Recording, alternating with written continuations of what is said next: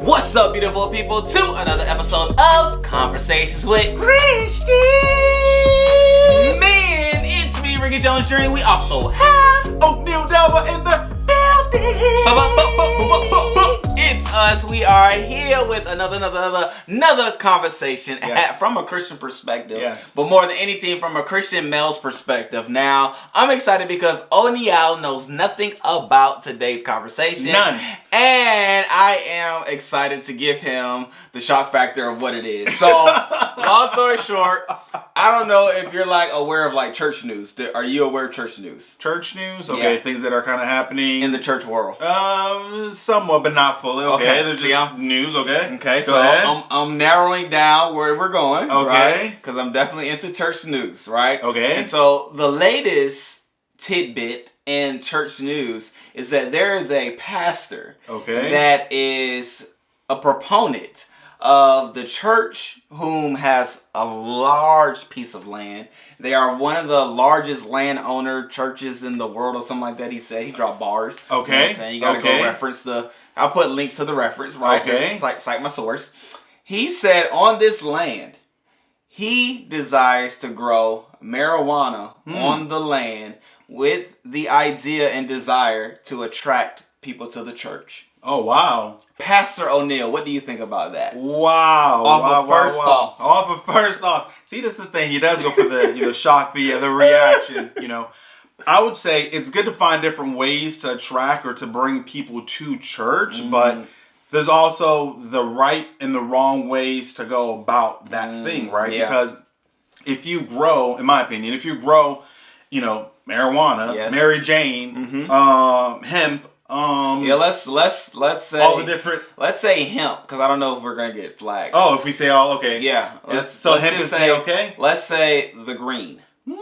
Okay. If you decide to grow the green, right, as a way to attract and to bring people to your church.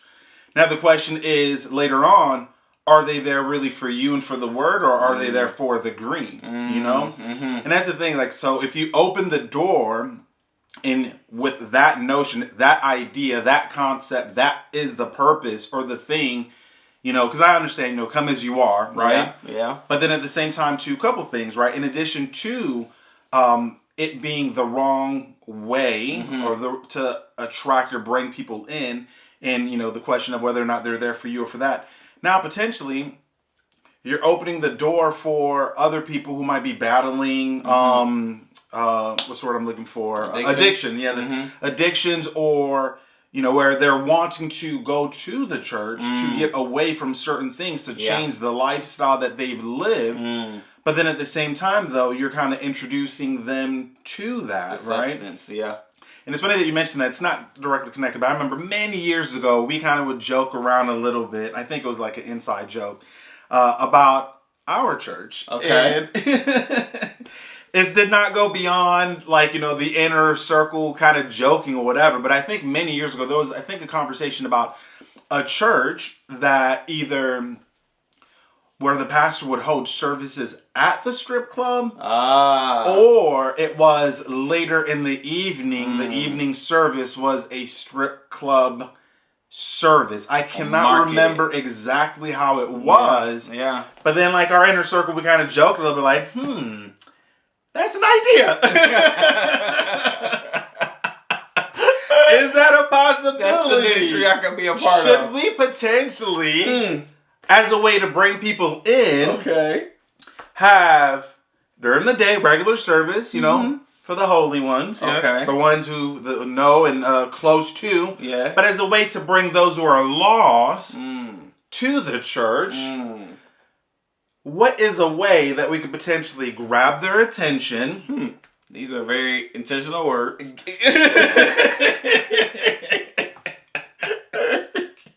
Oh, man. If that's the case, actually, I would have said to arouse their attention or something, if that were the case. If there was attention. I'm watching the hand movement. It's a scoop. It's to grab their attention. I think you said enough. Yeah. But it's funny because my initial thoughts of the situation is that, man, that's interesting, right? I mean, that it's is. Always I won't say it's always. So first thought is that's interesting. I say that largely because I know there was a point in my life where I would participate in the green. Okay. And that was one of the things that God shared with me I should stop participating in. And so I was like, okay, cool. Like, you know, I wasn't attached to it. No pun intended, but I wasn't attached to it to the point where it was like I needed it, I had to have it, and no, I couldn't do without. And so to go to a church where it's like, no, like we not only promote it in a sense where we grow it, but we do it in a way of ministry, right? Yeah. Which is interesting. I say that too because then it starts to, because I'm around churches, and I'm around churches where they say it's okay to have like booze in the Bible, like beer in scripture. And I mean, like, Jesus did turn water into wine. There's that. Keep the party going. Right? Drip, drip. Yeah. And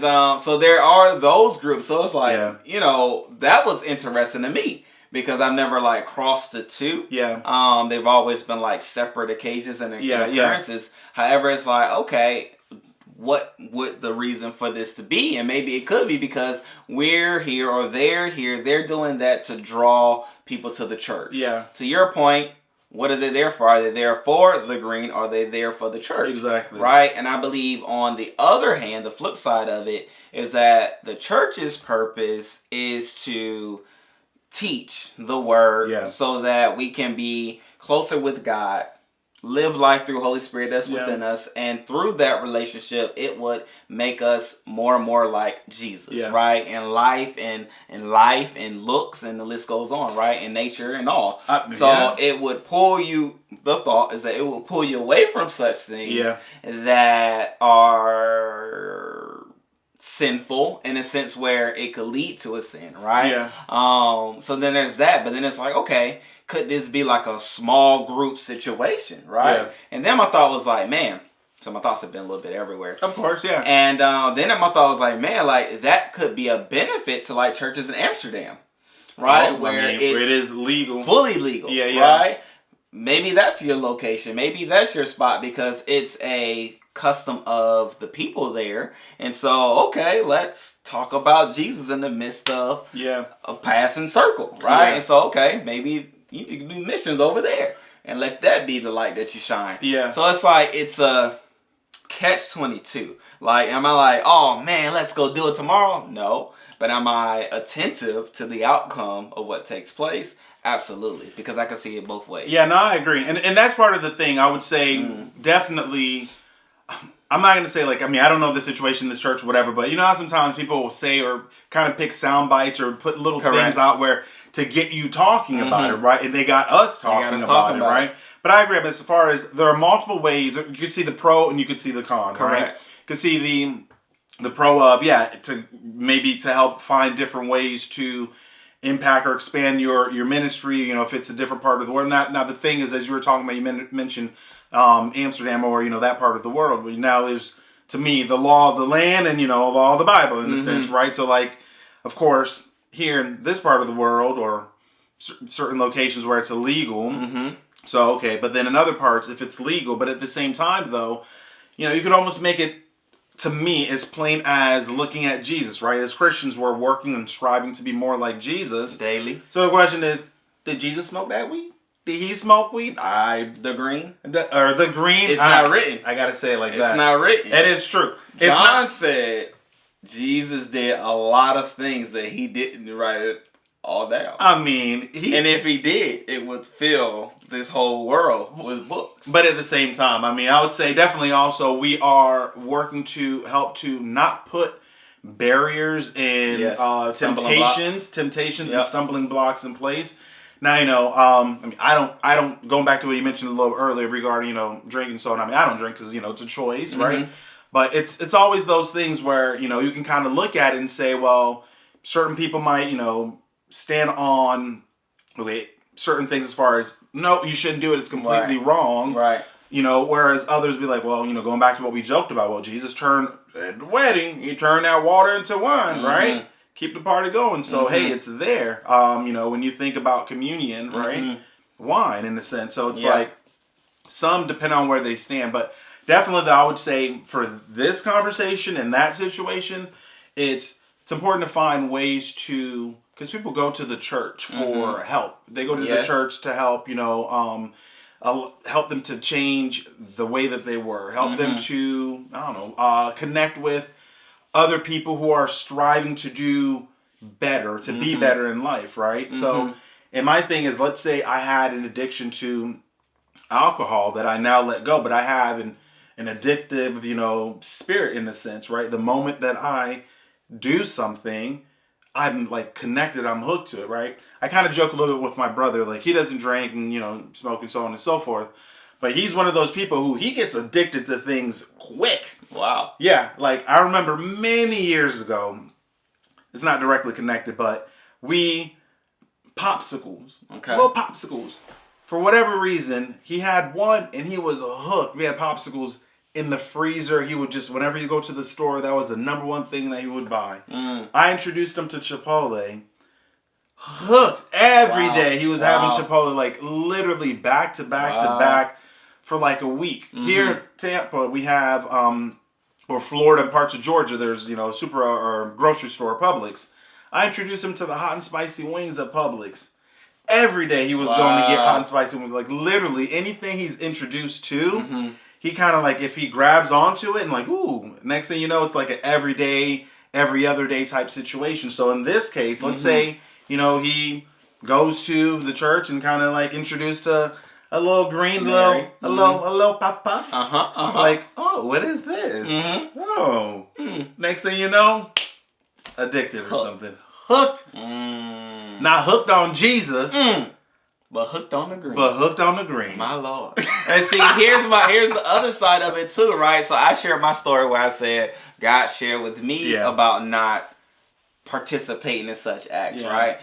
With that, I don't then walk around and say you're wrong if you do, right? I don't inflict what God shared with me as covering over everybody else, right? So don't hear me say that. It's just the thought of like, man, what stumbling blocks are we putting before people? On one hand, the thought could be, oh man, like it could be a revenue generating asset to the church. I mean, there is that side of it, right? Because it's very lucrative, and it has been lucrative throughout decades, right? Probably centuries, but I'm not that old. So decades, right? And so I said it to say, there could be that, and there may not even be a true cross between the church and the green, right? It may not be dispensaries in the church. It may just be an asset that the church owns, which, okay, cool. Your thought could be, I'm giving people jobs.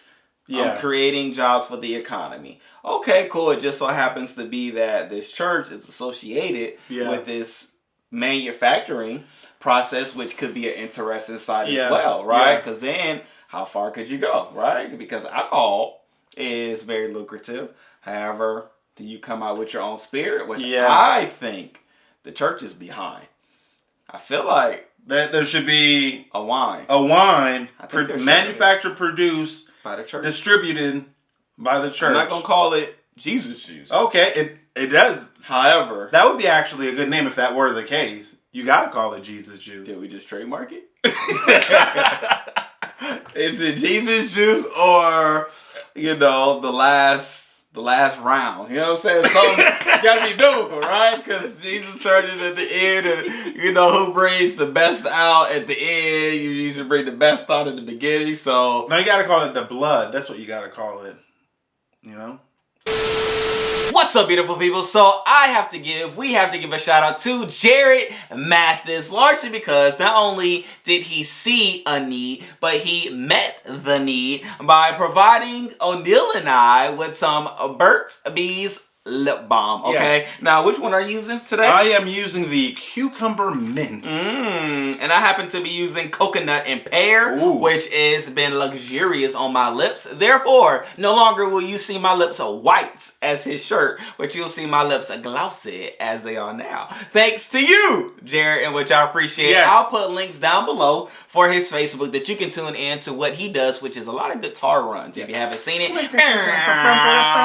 it out. My man be living life, doing life, and he's in the comment section sometimes as well. But in it all, with it all, thank you, Jared. We appreciate you. Much love, and I'll stay lubricated. Thanks for zooming in on our lips and helping us with the ashiness. That's what it is. Or communion. Oh!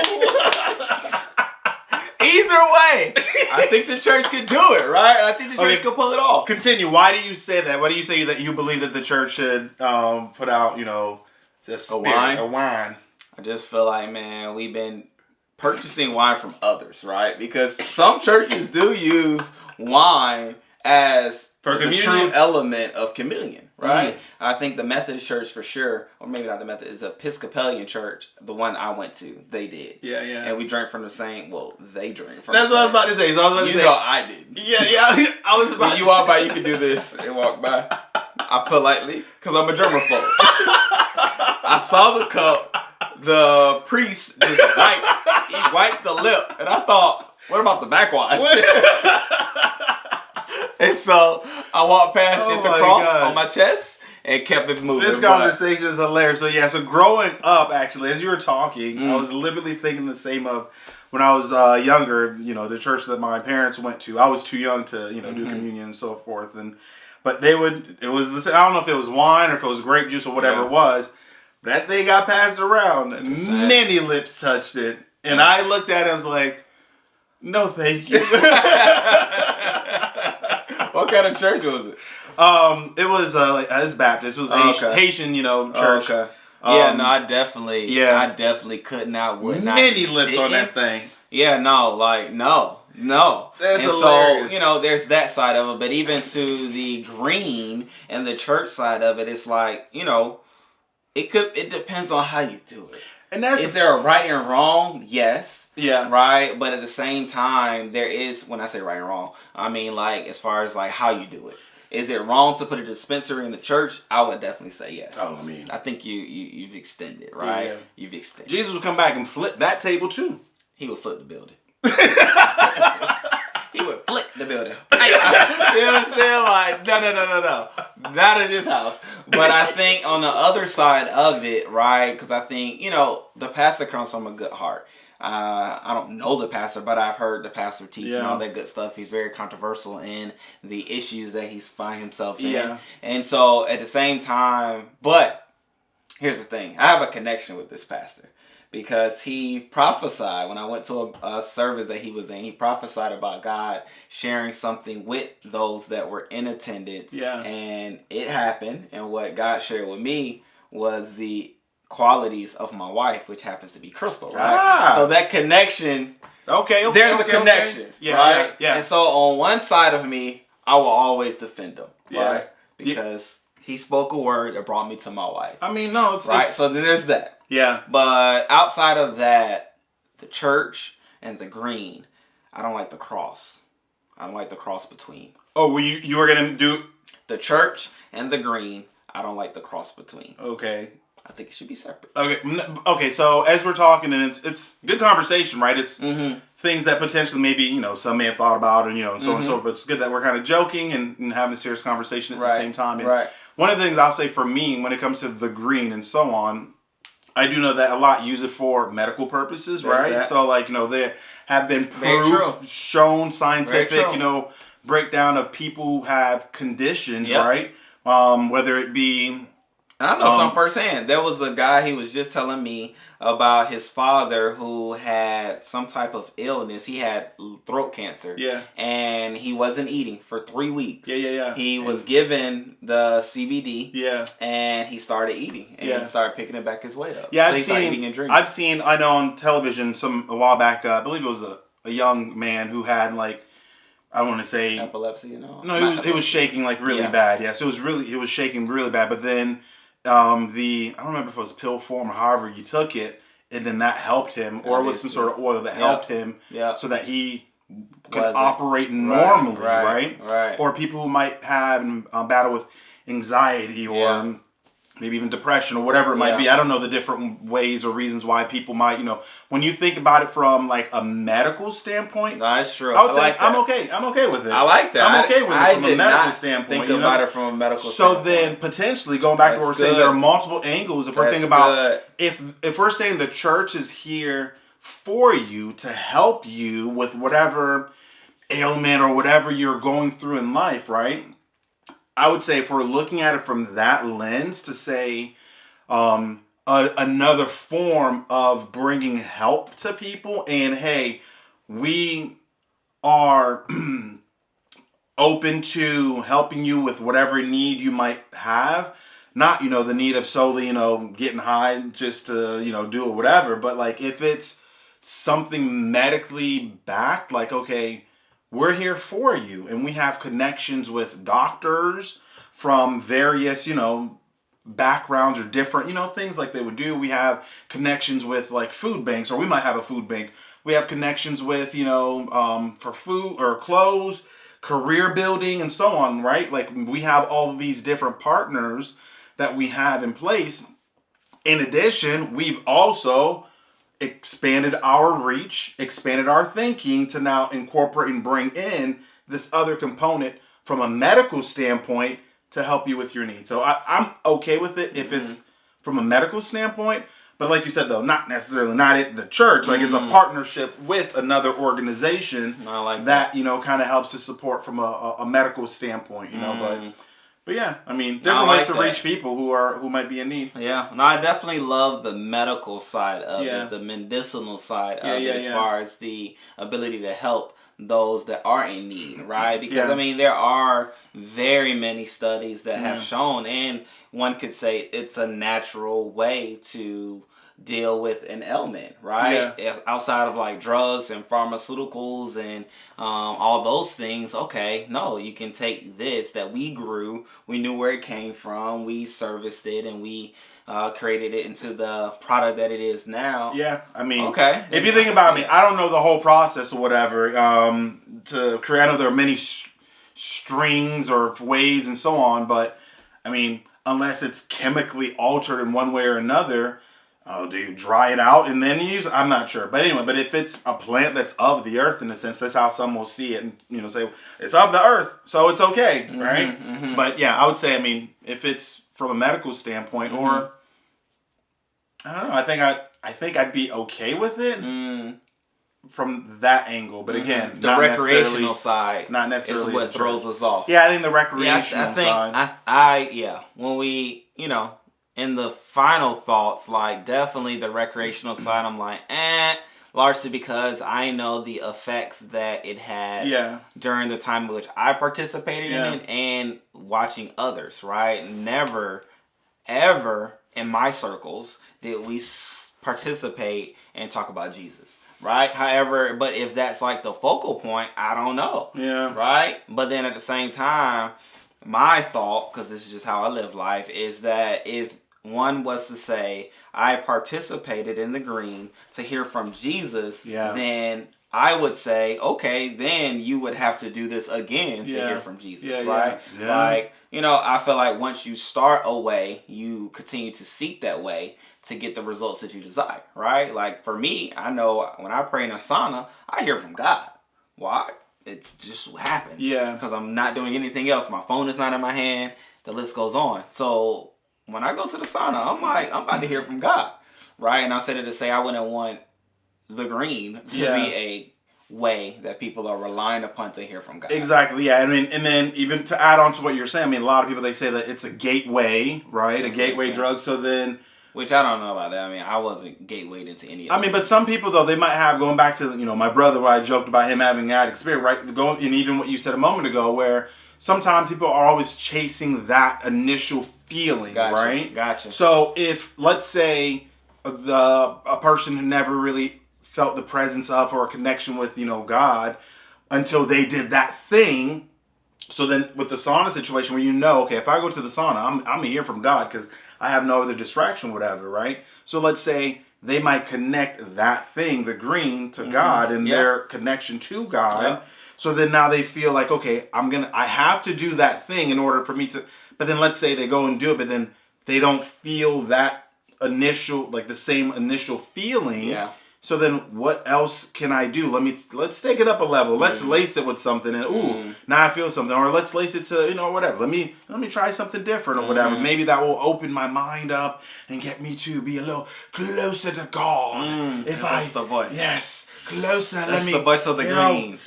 Right here. Get me over here. I went past the green and now I'm at the needle. Anyway. Yeah, no, we don't want that. But yeah, you don't want that. So you don't want to open up. Earlier when you started the conversation, you said that it would purchase land and that it would be on that property. Now it's for the church. It's owned by the church, and then in that case, the land is owned by the church. So therefore, the dispensary would be the church's. It would be owned by the church, not necessarily a partner. You know what I mean? Like when we were saying, like if it's at the church or and so on, or how we. Well, there's ways around it, right? But that's on the business side. The church could rent out the land to, I guess, said XYZ dispensary growers, and dispensary growers pays rent to the church, right? And so there could be that detachment. But to your point, it's still on the property. What would be on the label, though? Would it be Ricky Jones Ministries on the label? Like if it was... It's not my church. I know, but I'm just saying. Oh. If it was on your land. Nah. If it's on your land, right? Nah, you wouldn't want your calling card. You wouldn't want to be connected. Then in that case, then why are you even... somebody was to But that's part of the thing to draw people in, right? Hey, bro. Ricky Jones Ministries. Hey, bro. Enjoy the green. What we're saying is stay tuned to the story as it develops, because not only are we now attentive of what is taking place, I'm going to have to look it up for real now. But the world can be, now that you're aware. So we'll definitely put links down below for such information that you can get caught up on what is taking place there in that church in Atlanta. And, we're here. We're here for other conversations. So this was fun, I would say. And so if you have any other topics, thoughts, anything like that you want us to discuss or have a conversation around, definitely let us know in the comment section below. Because obviously not only will you hear some truth, you have some comedy, but then you also get to a final concluding thought, which is for us, dispensaries, no-go. Medical use, we can see. And, hey, the church maybe wants to distance itself from the green. However, the wine, maybe that's my wife and I. We need to do that. I thought you were about to say, it's about that time. I was. Wait, way to be corny. See, you even caught it. But in and on with it all, we appreciate you all. Make sure you subscribe if you haven't already done so, or follow on your favorite podcasting platform if you haven't done so thus far. What you waiting on? We gave you enough time. All right, great people. Until next time. Peace.